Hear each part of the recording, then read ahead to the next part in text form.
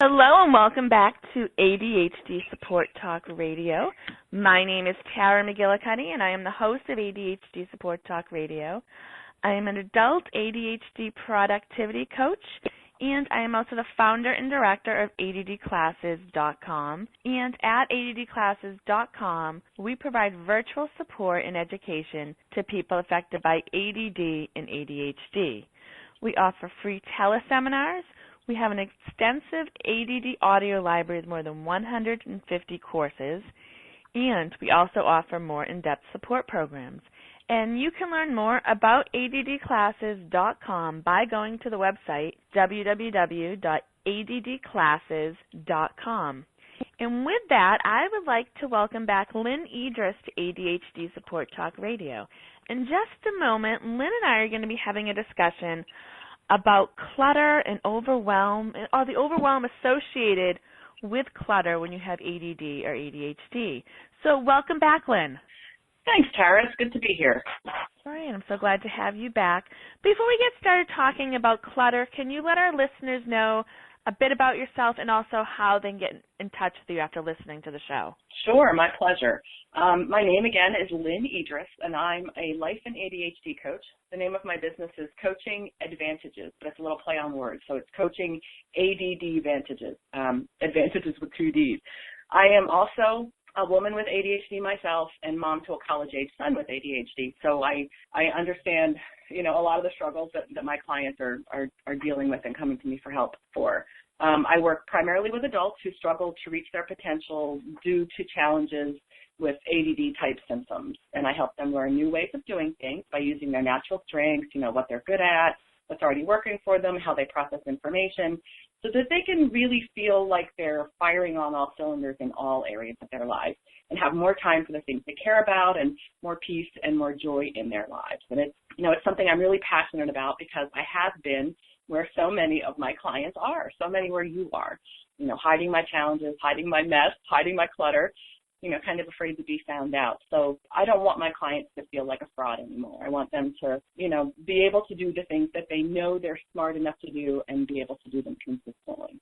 And what is your website address once again? It's www.coachingaddvantages.com. So it's Coaching Advantages with two Ds. And from there you can contact me via email. You can sign up for complimentary phone consultations. My phone number's on there somewhere as well. So, don't hesitate to reach out and connect if I can be of support. Okay, so clutter. It's interesting. You and I have both been involved in the ADHD community helping professionals for years.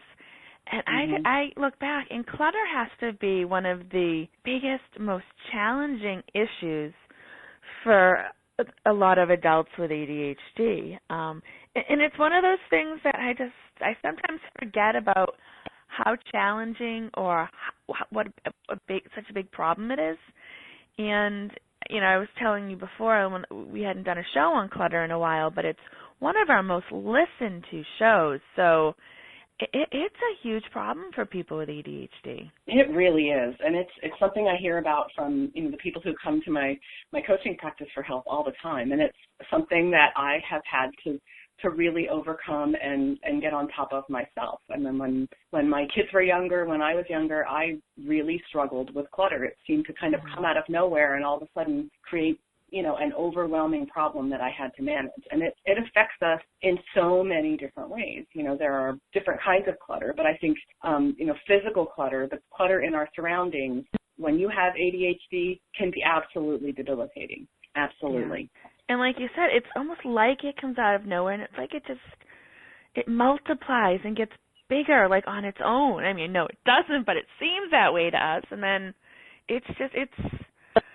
why do you think it is such a big problem for those of us affected by ADD and ADHD? I think there are lots of things that cause it. I think, it's important to look at what it does to us. It's a problem for everyone, of course, but when you have ADHD, that physical clutter, the stuff around you that's not, kind of orderly, is overstimulating and overwhelming visually and mentally. I always tell my clients that physical clutter creates mental clutter. And it kind of creates a cycle of disorganization. You know, you can't find the stuff you need because there's too much stuff, so you buy more stuff to replace the stuff you can't find, and you can't put things away because there's too much stuff and there's not room for stuff to be put away.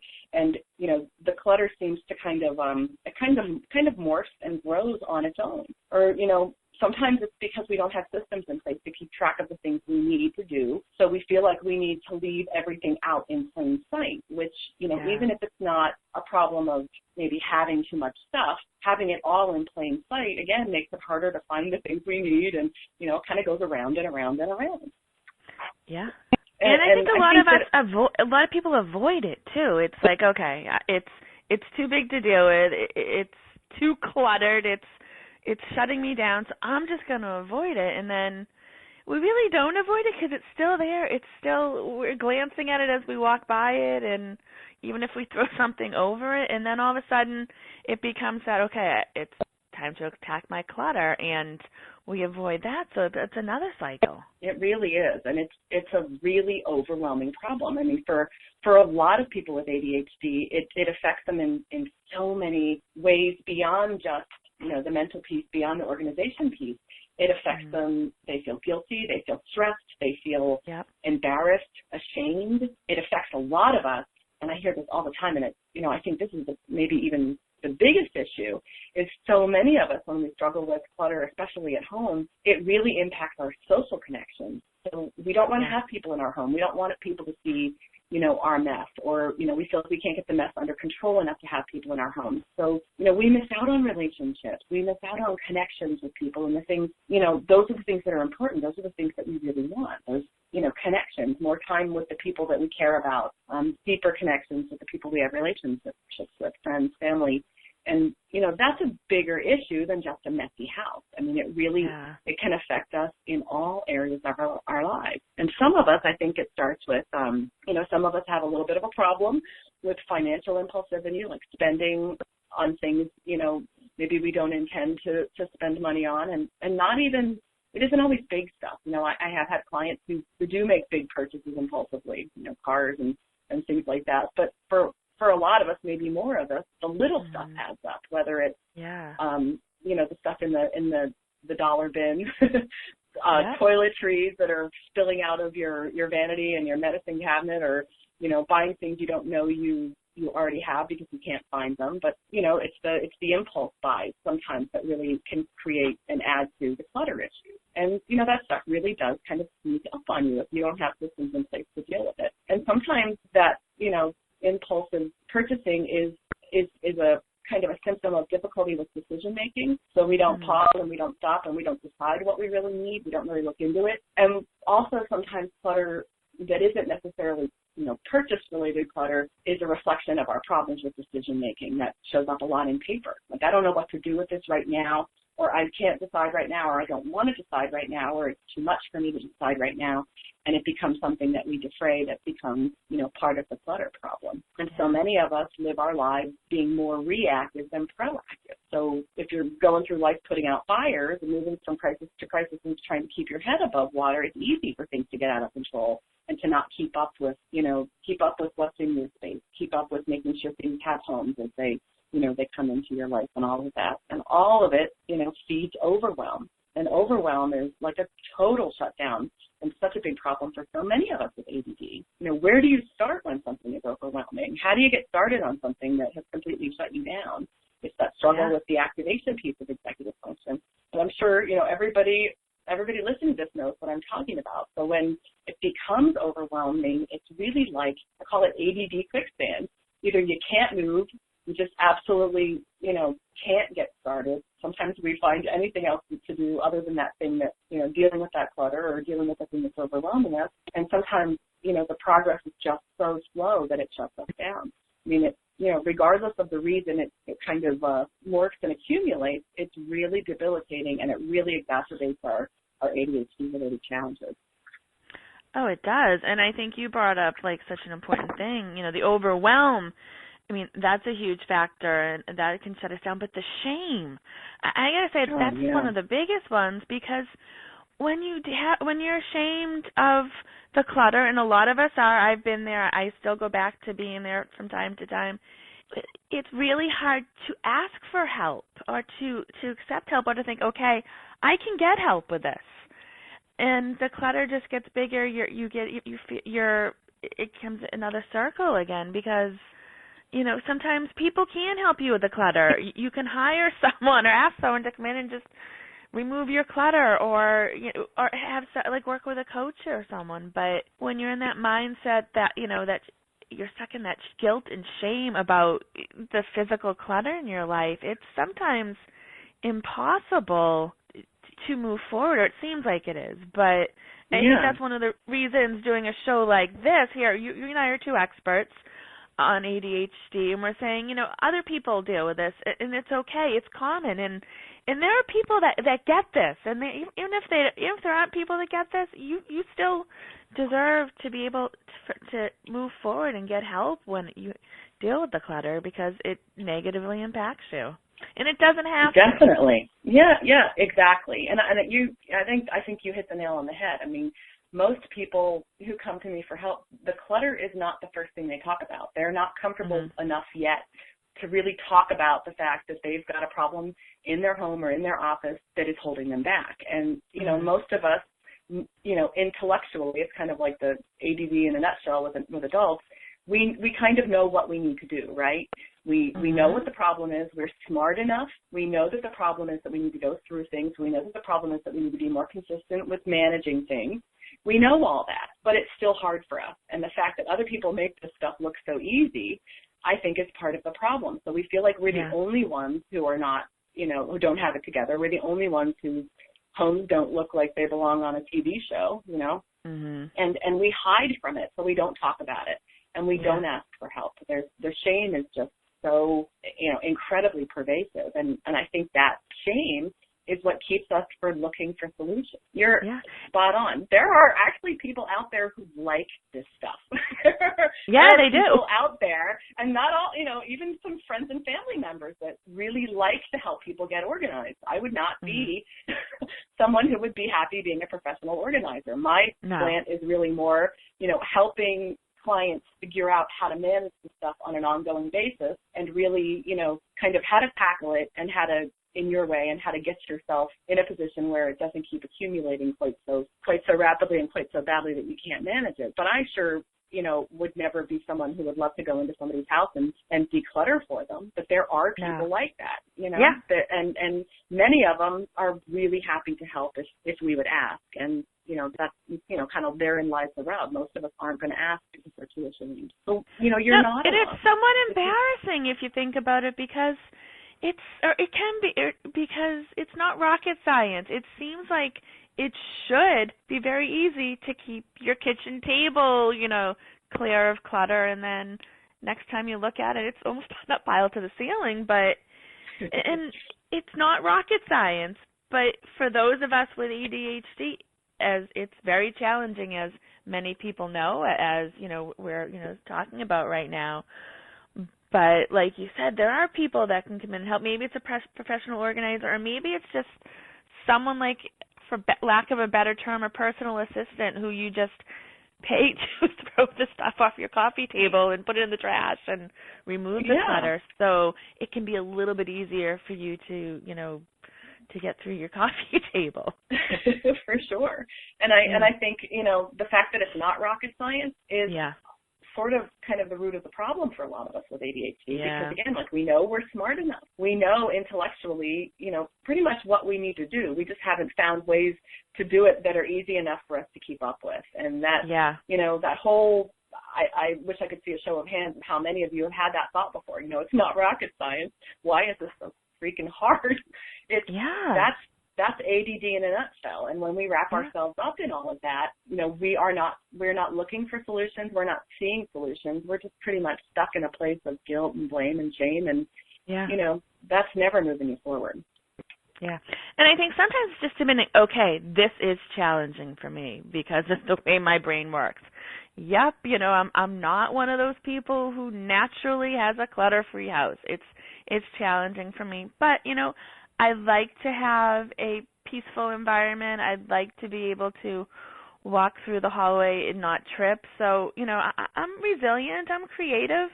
what can I do to get it there? Yeah. And really looking at your strengths, what works for you, how you're functioning well in other areas. A lot of times clients will say, at work, I'm pretty good with keeping up with the paper. Not perfect, but, really nobody is perfect. So, that's never what we're looking for. We're not looking for, trying to create an HGTV, TV kind of home. We're looking to create a home that's functional, that's comfortable, that you can have guests in. Maybe you need more than 5 minutes notice, but that's okay. But it needs to be functional. You need to be able to find what you need when you need it, and it needs not to create additional stress. And that's, it's not hard, but it does need to be done in ways that are easier for us, or, it's too hard for us to maintain. It's, the payback's not really worth there immediately, and it does, it does create some serious problems. Yeah, and that maintenance can be a challenge for us too. Even when we have those productivity days where we clean all the clutter and put it away, and our house, looks great, feels great to us, and then all of a sudden it's like, wait a minute, how did it get back like this in an hour or however long it is? And a lot of it is that maintenance is boring, or our thoughts go to other places. And I think that's the big thing, is maintaining it, because maintaining it's not fun, but in order to keep up, it's very important to maintain it. It is very important. Yeah. It is very important. And it's, the maintenance is key. It's always easier to maintain and to keep up than it is to dig yourself out of that hole. Digging yourself out of that hole requires a whole heck of a lot of energy, a whole heck of a lot of activation. And, really, we were kind of joking around about this, before the call, but sometimes it feels like the moon and the stars and the planets need to align for you to be able to do things like that, to really, get yourself caught up, to get yourself back on track. But we slide very quickly back to where we were if we don't have really, ADD-friendly ways of maintaining and keeping up with things. It can really quickly get itself back under control, and you end up back in the same place, only feeling maybe even worse about it because, I did it. I had it under control. Why am I still struggling? It's really quite a problem. And the maintenance, it may be boring, but it's pretty easy and not very time consuming for most things. A few times a day, several times a day, or however, each person needs to do it. But it's like moments of, okay, putting that thing in its home, or throwing it in the trash, or, something simple like that. And sometimes we forget, or our mind goes elsewhere, but that maintenance is it's important. It really is. And I think sometimes we set systems up for maintenance that are not really, practical for us, that don't really work for us, that are maybe too restrictive or too kind of energy intense, or, just plain old boring. So finding ways to maintain that are easier for you is, it's really a lot of what we do in coaching. I mean, that's finding how to make your life easier for you with your, wonky ADD brain wiring is what it's all about. That's a little bit different for everybody, but, you need to really be vigilant about clutter. You need to have sort of some routines and some habits around keeping it at bay on a daily basis, to a small degree. You need to manage paper as it comes through. You need to process it rather than letting it accumulate for any extended period of time. You need to keep an eye on, what you're bringing into your home. You need to schedule decluttering, regularly. In my house, we do it seasonally. Every time there's a change of season, we go through stuff, whether it's, clothing, or whether it's stuff that's in long-term storage. It's kind of an ongoing thing. And we do it often enough that it, doesn't take nearly as much time as, again, like when you're trying to dig yourself out of a hole. And there are some things, ways of thinking about things that can make a big difference too. We have in my house, and this is kind of my idea because I was the one bringing the crap into the house to begin with. My husband doesn't have ADHD, so he's fine with less is more.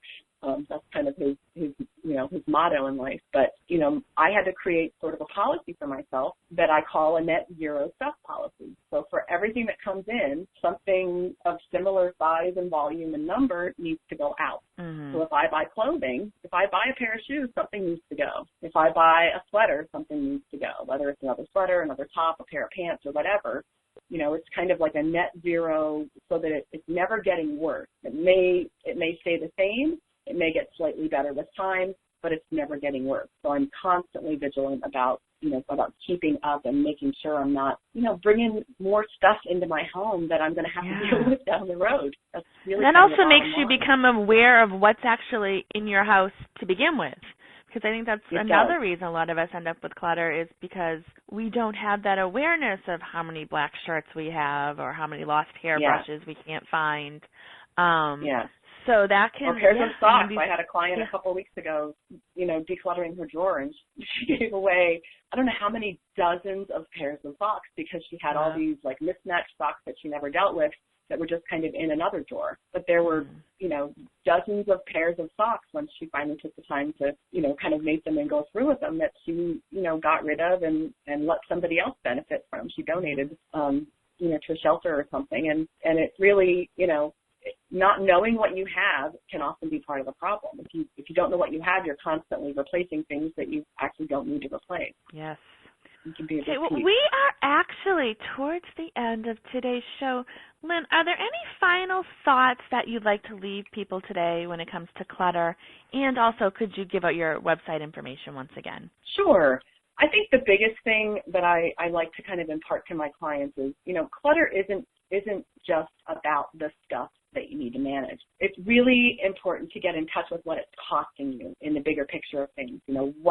What's it costing you in terms of, from a coaching perspective, the life you want to lead? What's it costing you? What's it getting in the way of? And really keep in mind, that getting the clutter under control really does open up doors. It opens up, it opens up your focus. It opens up your ability to manage what you have. When you have less, it's a lot easier, to manage a little than it is to manage a lot. And it helps to kind of, get yourself in a good place if you can really get in touch with the bigger picture cost that clutter, is causing you from a kind of a deeper perspective, more than just disorganization. It really is about what's going on the inside, how it's keeping you from reaching your potential and, so many different areas of your life. That's my nugget. You can find me on my website. Again, my name of my business is Coaching Advantages. It's ADD Advantages. My website is www.coachingaddvantages.com. You can connect with me there, social media or, whatever. I'm kind of everywhere like everyone is these days. But, I do appreciate the opportunity to be here. I hope, some of you will take advantage of the opportunity this presents for you to really get in touch with, what clutter is costing you and to make some changes and, make your life easier for yourself going forward. Okay, well, thank you so much, Lynne Edris, and thank you, everyone, for taking the time to listen. If you are listening to us on iTunes or Stitcher, make sure you stop by our website at www.ADHDSupportTalk.com. We have links to our guests' websites and other great information. Thanks again for listening, everyone. Goodbye. Thank you.